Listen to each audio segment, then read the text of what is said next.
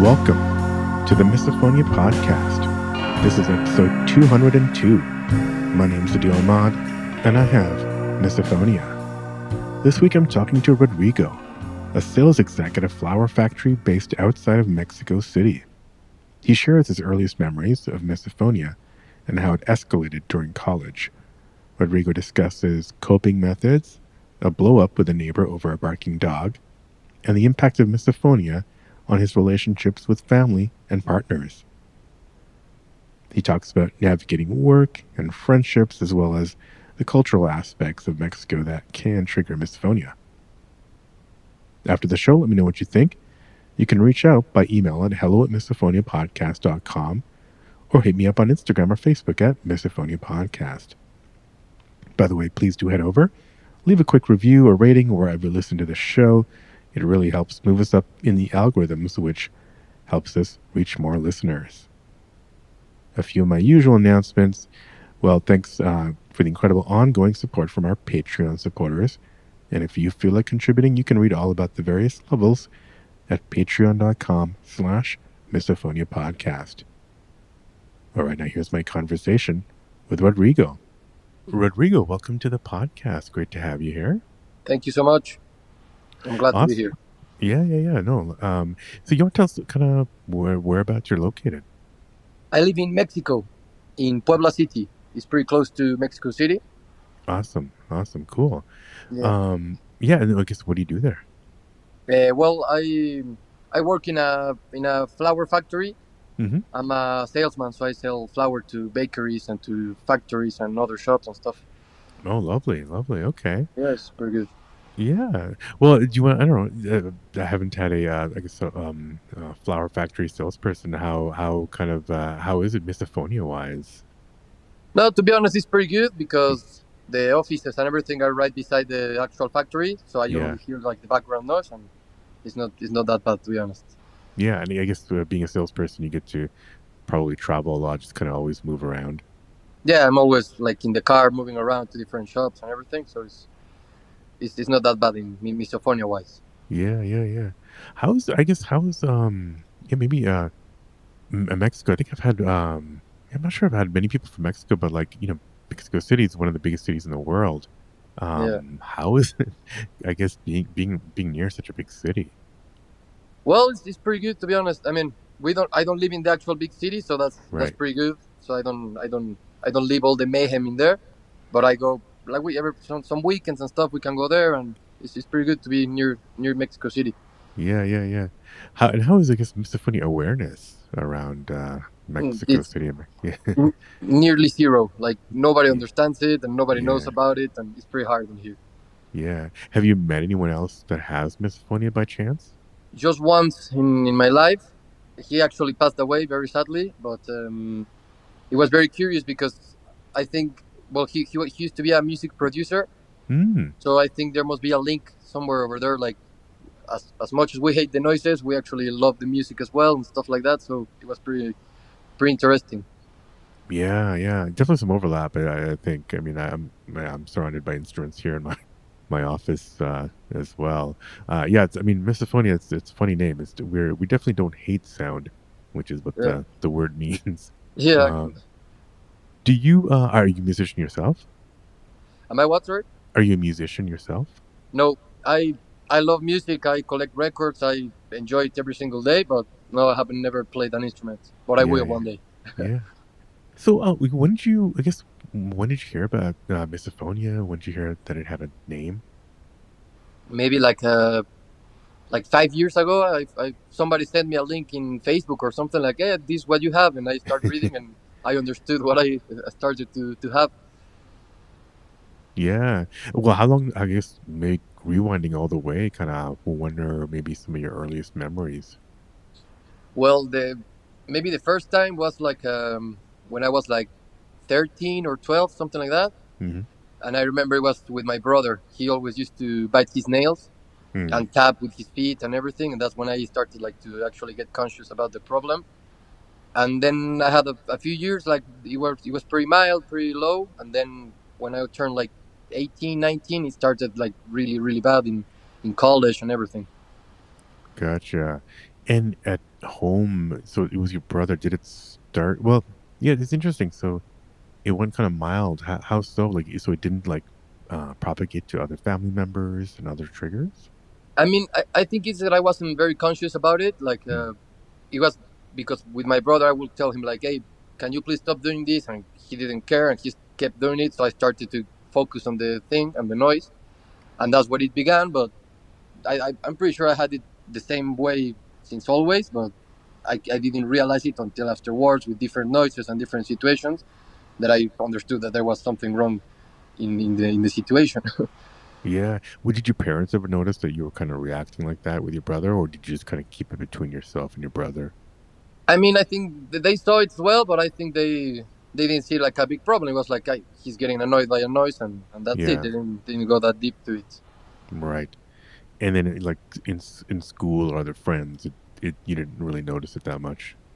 Like right before college and stuff, I remember all, like the pen clicking and stuff. I will always tell my friends to please quiet down, and some of them they were nice and they were like, okay, you're weird, but okay, it's fine. But most people were like, I don't care, and they kept doing it. So it was kind of tough. Yeah. And did you go away for college? I'm just kind of curious what may have been happening around that time when things start to get really bad. No, I actually like in my city. It's like a university city, Hmm. so I stayed here in a university. But I think it started going worse because it was people that I didn't know, so I couldn't tell them like, "Hey, can you please stop tapping your feet?" Like it was an awkward situation, so I think that escalated it a bit. Yeah, yeah. Did you ever end up? Did you tell anybody about it? Talk to anyone, friends, or even a professional? Well, professionals I haven't found any yet, and here in Yeah, Mexico it's even harder. But my friends, like some of them understood and they tried to stop doing noises and everything, but it's like most people don't take it too serious and they're like, you're exaggerating things, and yeah, they don't actually, yeah, you understand me, like, people yeah. don't actually realize how big the problem is. Oh, yeah. So, what were kind of your coping methods? Was it like listening to music and just running Yeah, away? like if I get really desperate, like I avoid the situation and maybe I will get out of the room or the place or whatever. But mostly it's that my earphones and some music or some background noise or something like that. Yeah, yeah, yeah. Um, and did you ever I don't know, have any kind of a lash out or kind of a blow up with anybody? Yeah, I actually have a crazy story in here, but in it's actually pretty weird because here in Mexico there are a lot of stray dogs and a lot of people who have Mm. their dogs from their like from their rooftops and stuff, and so all day long you can hear dogs barking all the time. And once it was pretty bad, to be honest, with my neighbor. I like her dog used to bark maybe 8 hours straight, like 8 hours all the time. Every Wow. single car that passed, it was barking, and it's the house right next to my house. So I actually tried to talk to her, like to offer her, like to do something together, like to pay for maybe a trainer or something. And she got really, really angry that like, how can I go and tell her what to do in her house? And she got crazy, and I lost control, and I went bad. Like I said, really a lot of bad words and everything. Yeah. But afterwards, I came back and I apologized and everything, and now they moved the dog and everything is better. But it was quite hard, Mm. to be honest. It was weird. Yeah. Wow. Interesting. So she did she feel bad too and move the dog or just I No, don't I know, it's think I think coincidence? she did it. I think to avoid any escalation because Yeah. she didn't care about the dog. She saw it like the other way. Like, why are you telling me this? You're crazy. This is my house. And I was like, please Yeah. understand. This hard for me. I don't want to be here, Right. but please let's work together. And well, at the end it worked well, but it was Yeah. a pretty tough and not good situation, to be honest. Yeah. Yeah. Yeah. Um. How about I mean, yeah, since college, I guess then getting into the real world. Yeah. Other than that incident, kind of how's it been, and I don't know, navigating work and friends and maybe even partners. No, generally in my life is not that bad, to be honest. But in Mexico, it's a really noisy country, and there's a lot of things happening around. And that's the thing that maybe I'm in a. For example, today I went for a massage and stuff, and there was in the background always a dog barking. So those are the kind of situations that you start getting annoyed and you cannot do anything about it. It's pretty sad. Yeah, that's interesting. I'm wondering, with that much noise, it's just surprising in this day and age that other people there wouldn't be like a misophonia community that's maybe more visible. I mean, are mental health issues talked about much in Mexico, do you think? I mean, it's starting to we're starting to get there, but I can see like from the podcast that I've been listening about you and everything, like you guys are way more advanced than we are in here. So it's pretty hard in here. Gotcha, gotcha. I guess, yeah, where do you live now? Like, is your living situation a little bit kind of sheltered a little bit, or protected in some way? Like, there's no dogs around you? No, I still live with dogs all the time around me. Okay, okay, gotcha. And how I guess maybe I mean, I'm sure you're not the only one. What are some tips? Do you have like white noise machines, or I don't know? Do you just try to get out of the house when it gets really bad? No, whenever I get a lot of noise, well, I have like my room. I have my like a big fan which I turn on, and it's like the Mm. background noise. And I have like a little studio to call it like that. And I actually have it right now. I'm in here, and it's turned on like like a small AC that is making as well like a background noise. So Mm. that filters all the dogs and everything. Yeah. Okay. Okay. Gotcha. And yeah, well, that's interesting. I guess since in the last 5 years or so, well, yeah, I guess how's that kind of knowing that misophonia? How's it kind of changed how you cope or kind of think about it? Well, to be honest, at one point it was like really like a lot of frustration because I didn't understand what was going on, and Mm-hmm. maybe I even felt like shame or guilt, like I didn't know what was going on. But to be honest, like accosting, I was talking about this subject with him, and he was like, "Hey, you gotta toughen up. This, you're crazy. You gotta grow up and stuff." And I was like, "Please, like search a little bit, and you'll understand me." And he found the podcast, and he sent me the podcast. Oh, okay. And Yeah. after that, it was like a huge relief to hear all the testimonies and be understood by other people. Is amazing. It's like it's the best time that I had about misophonia, thanks to you, and I really want to thank you about that. Oh, I know. I appreciate that. Did you say your cousin did that research and found the link to the podcast?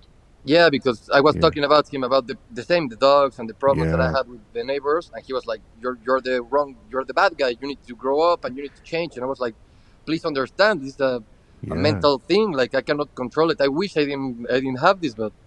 And he started searching, and thanks to God, he found your podcast, and Yeah. everything is better now. Well, that's great. That's interesting. That so is that I mean that's not an uncommon reaction. It's like, hey, toughen up, snap out Yeah, of it. Is that must be a yeah. I mean, that's definitely there's plenty of that here in all over the world, yeah, unfortunately. everybody. But hopefully that'll hopefully that'll kind of melt away soon as people as there's more awareness.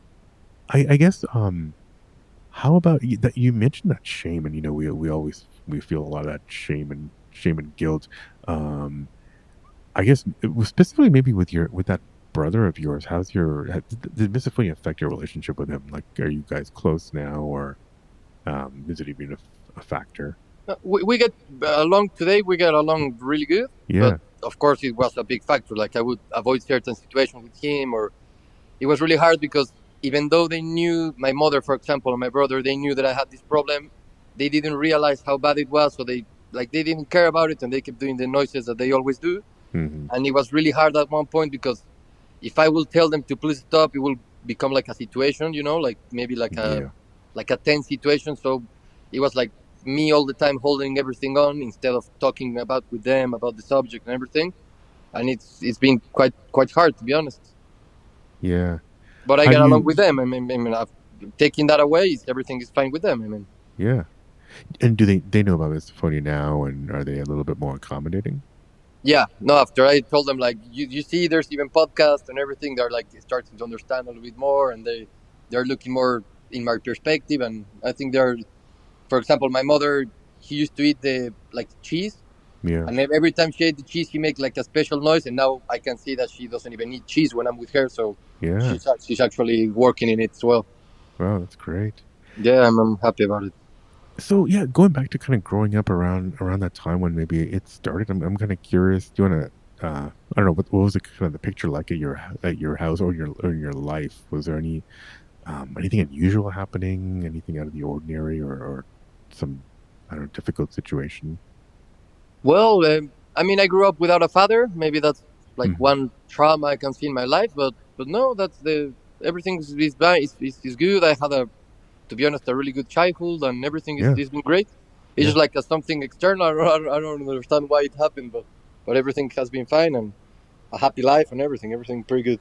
Yeah, that's great. That's great. Yeah. Any other I don't know comorbidities that that that you're aware of? You don't have to get into them, but a lot of us have like I don't know whether it's ADHD or anxiety or some other issues. I'm just kind of curious if there's anything else that kind of maybe has overlapped with your misophonia over the years. No, nothing. Maybe a little bit of like anxiety and maybe a little bit OCD, but not Yeah, diagnosed and nothing that bad. I mean, it's pretty mild to be honest. yeah. And at work, I guess over the years since you've been working, this I don't know, maybe this is your I don't know if this is your only job, or I'm just kind of curious how you've navigated work life in different jobs and whether you've told employee or employers or kind of accommodations.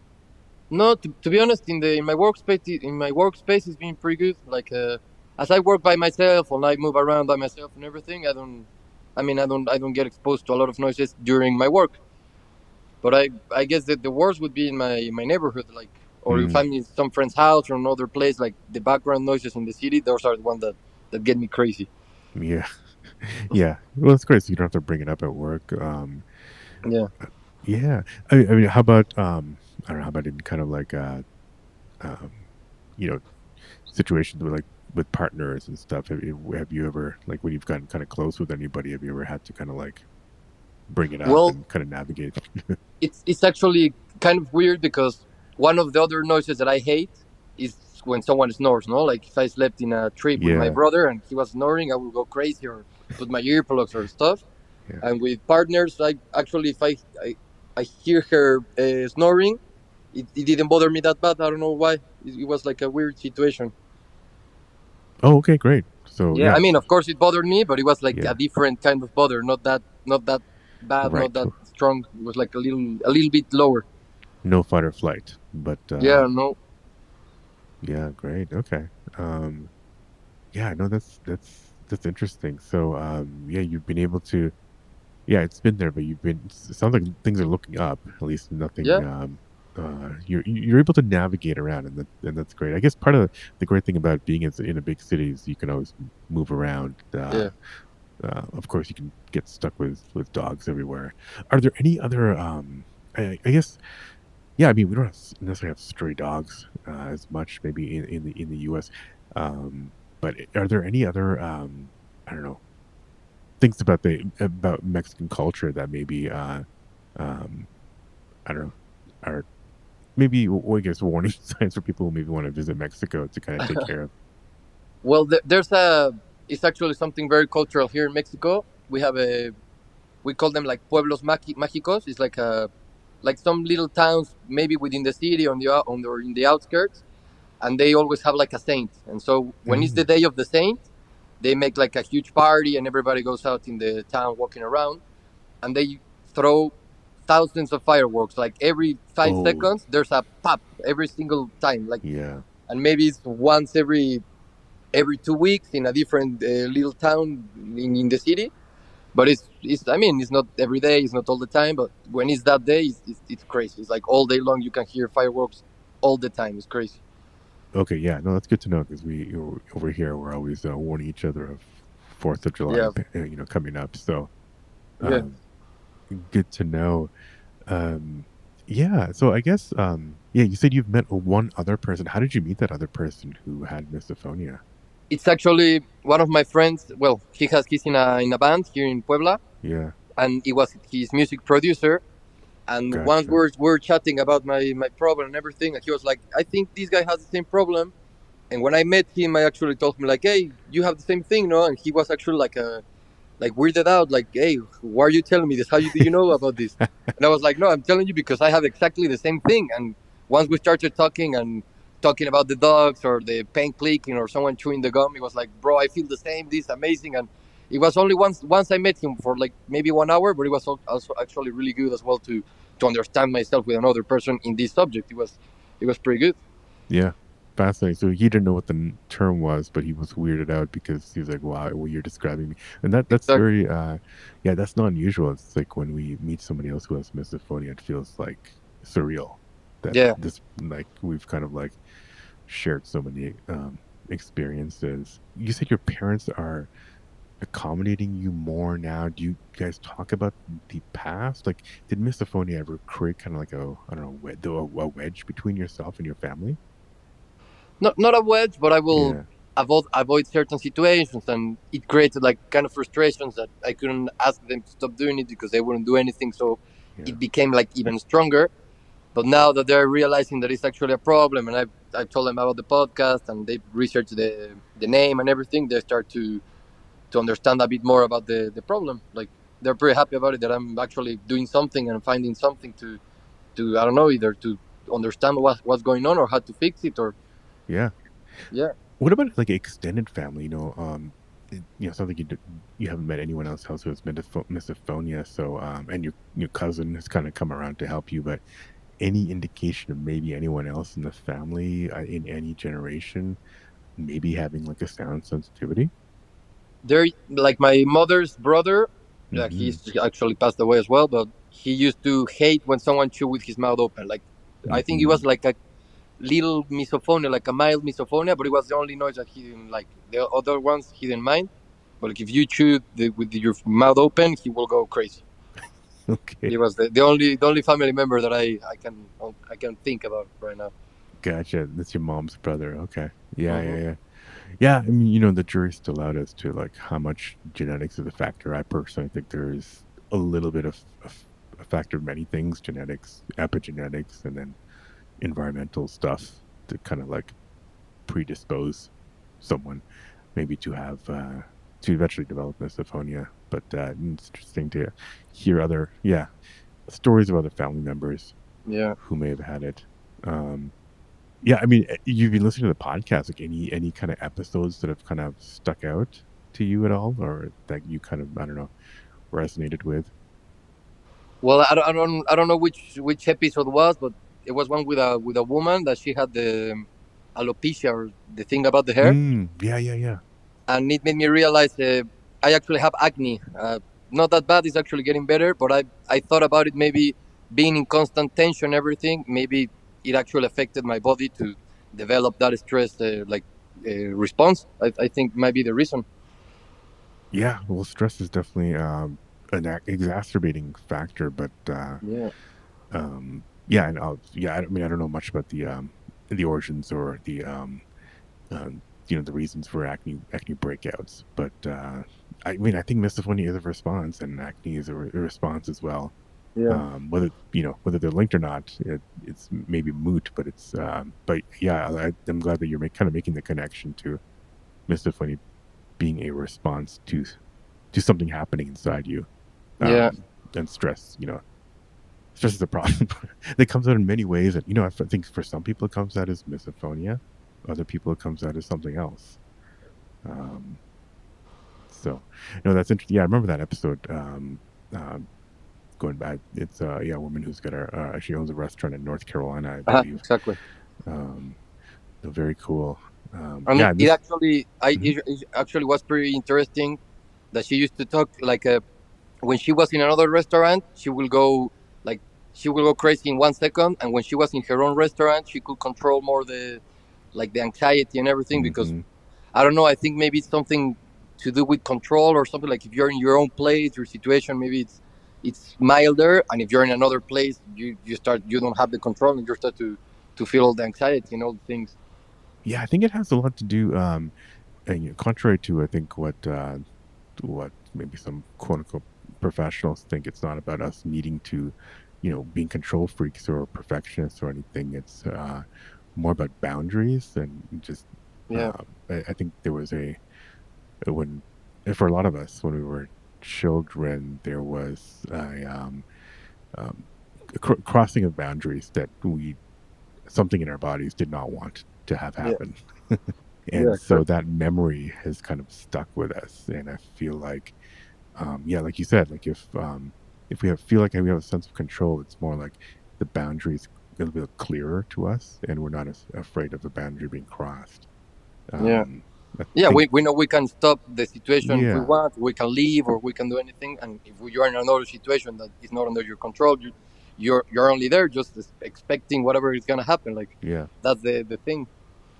So do you? I'm curious. No, yeah, that's a great epiphany. Do you think about that when you're, I don't know, when you're kind of entering a potential triggering situation, or when you're being triggered, or is it more because these kind of self talk kind of things, or self soothing, are definitely like a kind of a coping strategy that people use. I'm curious day to day if you're thinking about misophonia and trying to kind of like think about these factors and if that helps, or do you just kind of play, just kind of go into the world unprepared? I mean, to be honest, I try to make misophonia don't affect me the most that I can. And Yeah, if I need to be somewhere that there are noises and I need to be there, well, I go there. Even though I'm feeling right. anxiety and everything, I'll be there because I don't want it to affect my life that much. Hmm. But there are certain situations, like for example, the movies. I love movies and the cinema and everything. And every time I'm going to the cinema, I'm anxious before because I know there's gonna be popcorn and people tapping their feet and everything. Yeah, So I go prepared. I take my earplugs, and if yeah. it goes crazy, I put my earplugs, and it's like it covers the background noise, and you can actually hear the music, the movie. Not that good, but like maybe a 60% you can understand, and that's enough for me, just not to feel the anxiety. Oh, that's great. So you pop in some earplugs, and yeah, yeah. I guess that's my fear always with earplugs is like, is that going to take away too much from the movie? Hmm. And am I going to still hear something and then kind of hone in on it? Is my worry. Yeah. but but that's great that it's at least for you. It seems to be at least just kind of subduing the trigger, so you can maybe focus more on the actual movie. Yeah. And to be honest, I try to avoid the movies most that I can. Like Yeah, if it's a brand new movie, well, I will go to the cinema. But if it's available on my TV or on my Apple TV, I will stay in my house or watch it with my friends in my house. Like I right. prefer to avoid any other situation. And you give your friends instructions on what they can eat and Well, what. not that much, but Yeah, maybe if there were popcorn in my house, I will maybe hide them in another drawer right, so they don't see them. Or if right. I have some chewing gum, I will actually put it in Oh another God, no. place so they don't take one Yeah, piece. Or like avoid the situation in which they can actually start doing those noises. right. Are there any kind of other? I don't know. You've heard the podcast. You've probably done your research. I'm kind of curious if there's any other strategies or therapies that you're kind of curious about. I know it's kind of hard maybe in Mexico to find some professionals or. Yeah, in here, well, the most that I've done like that with a psychologist, Hmm. I went on well about other things and stuff, but I was talking about the misophonia. Hmm. And I mean, I think he didn't actually understood the big problem. He thought it was like a I don't know, like Everyone's. a I don't know what's the word, like a response about a trauma or something in my early, Mm, like maybe when I was a baby or something. And mm, he actually told me that the best way to do it was to like actually be present in the noise and listen to it a long time, and it should go away. But I tried that more than once, and it doesn't happen. yeah, so he's going with the exposure therapy That's the approach. exposure. No, Yeah. I don't think that's the answer. No, right. Yeah, no, that's been right. That's been debunked quite a few times. Um, Yeah. interesting. Okay, so you did And see, yeah, go on. sorry, but there's another situation that I can remember. Like Yeah. one of my friends used to study psychology, Hmm. and they had to do like it was like a test, like their final exam, and they had to take people with phobias and stuff, and they would put them in front of a screen, and they would put like some instruments on their arm, like it would measure the tension on your skin. Mm, yeah. And so, for example, the woman that had arachnophobia, they would put the a spider, and she will go tense, and the graphic will go up like really high, no, like she was very tense. Yeah. And when they connected me and they started to chew around me and to click the pen, nothing happened. It was really weird. Like I didn't feel anything. It was like I think it was because I was actually looking for it, like trying to Yeah. do something, and nothing happened. Like everybody was really weird out, and I remember someone was telling me like, "Hey, I think you're lying," and I got really, really angry. Like, how am I gonna be lying? I'm trying to fix this. Like it was really weird, but it was really interesting that when I was actually looking to listen to that noise, nothing happened. It's something weird that I saw. Yeah, that's why I'm skeptical a lot of designs of these so-called scientific experiments of misophonia that are kind of manufactured, because if it is like a fear response and about boundaries and control, like if you know you're in if you know you're kind of in an experiment Yeah, and you're I don't know, at least my brain would not the fear response wouldn't go as wouldn't activate as much as if I was kind of out in a strange place and then I was suddenly triggered. yeah, Um, or if I was kind of around my biggest triggers, and I was being triggered kind of out of the blue. If I know I'm in a controlled space, like I'm less likely to kind of go yeah. off. It's good. Yeah, yeah. It's something about like situational. I don't know what's, but there's something there, and I think I can go deeper in there and understand more about it.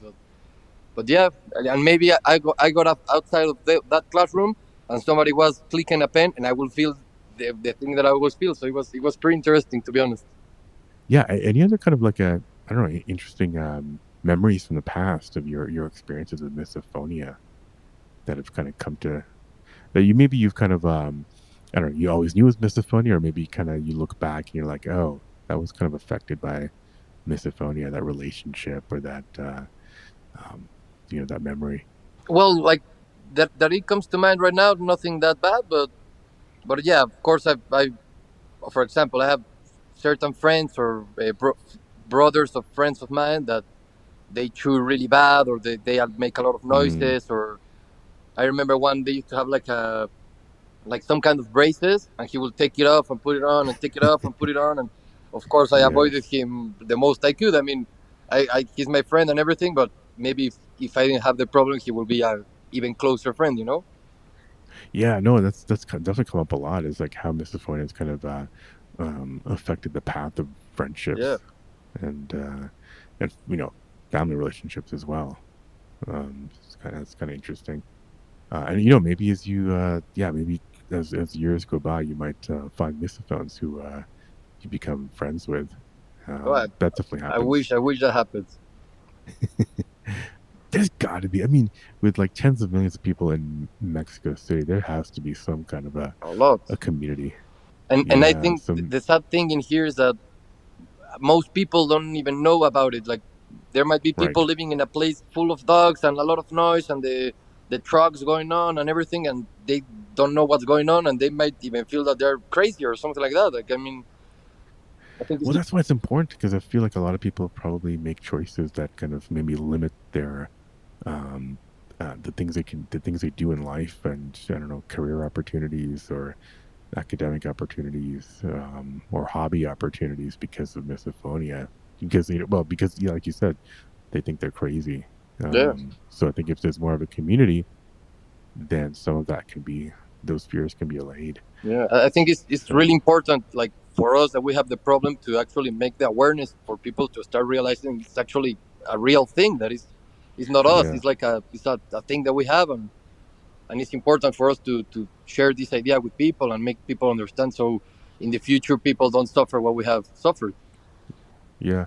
I think when this goes live, I'll definitely want to try to um, yeah, put a call out to see if there are people listening in Yeah, Mexico to see if we can kind of build a bit of a community there. and if you need any help doing anything in Spanish or anything, I'm here. I want to help as long as I can. Yeah, yeah. No, I appreciate it. Yeah, I've got a number of listeners in South America. Actually, Brazil for some reason has quite a um, um, quite a big population that knows a lot about misophonia. So if we can kind of spread a little bit of that up into to Mexico, that'd be Yeah, of great. course, I'll help out. Yeah, yeah, yeah. No, appreciate it. Yeah, yeah, Rodrigo. I mean, this has been great to kind of learn about anything else. I guess, yeah, I guess you want to share or messages you have for people. You could even be in Spanish, for people listening. Well, I'll say it in Spanish just for the Spanish listeners, but pues, si hay alguien aquí que sepa que tiene este problema de misofonía, pues quiero que sepan que pues, no están solos, que no están locos, que no tienen un problema y que pues, al encontrar una comunidad, pues sí ayuda mucho y creo que es muy, muy importante que nos apoyemos entre todos. What I'm saying is that if there's someone around in here that has this problem, to don't feel alone, don't think they're crazy, and that we are here for them, and it's a community that we're trying to create.